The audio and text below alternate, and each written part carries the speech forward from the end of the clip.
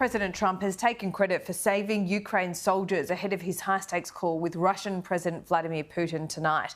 Our senior political reporter Trudy McIntosh is in Washington. Trudy, what are we expecting? Are we any closer to knowing the details of what this latest deal might be?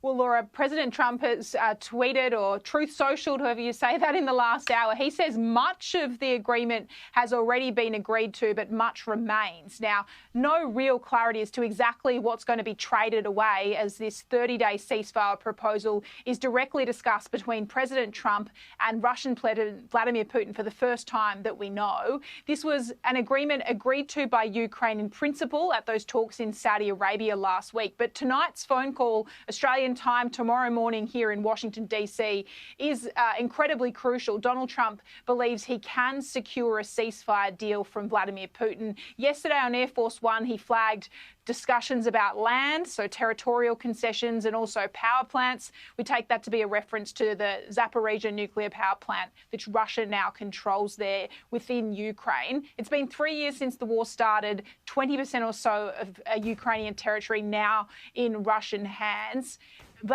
Donald Trump today here in Washington, taking credit, though, for saving Ukrainian lives already before a deal has even been struck. This appeared to be a reference to what's happened in Kursk, this Ukrainian push into Russian territory. They were able to hold it for months and months, only in the last month to be essentially encircled by Russian troops. Donald Trump taking credit, though, for preventing worse from happening there. I'm speaking with President Putin of Russia to save some soldiers who are in deep trouble. They're captured. Essentially, they're surrounded by Russian soldiers. I believe if it wasn't for me, they wouldn't be here any longer. I was able to get them not to do anything at this moment.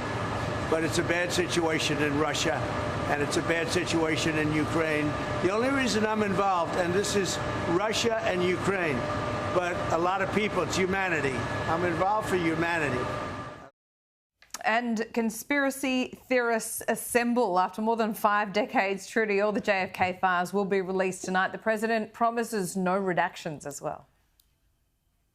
Yeah, it's been a long time coming, not just those more than 5 decades since John F. Kennedy was assassinated in Dallas, but it was a campaign promise that Trump made in his first term, though at the time he actually held back some documents because there was intelligence concerns about them being released. Not so this time around. He signed this executive order early into his presidency. There's been this mini review, and now he confirmed today around 80,000 documents will be released tomorrow, unredacted.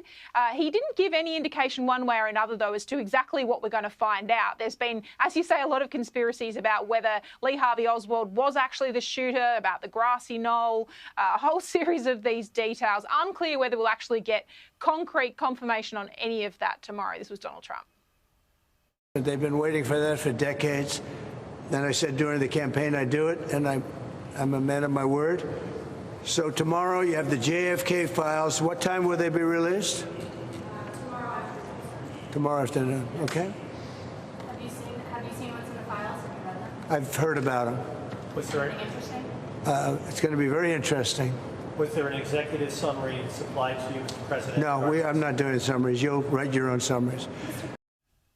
When Donald Trump signed that executive order, it wasn't just relating to the assassination of John F. Kennedy. It also related to his brother, Robert Kennedy, and Martin Luther King Jr. So we don't know, Laura, whether all 3 of those, as a part of the executive order, all part of this document drop tomorrow, or whether it's just the first lot of those 3 documents he's promising to release. Oh, I can't wait to see them. Trudy, thank you.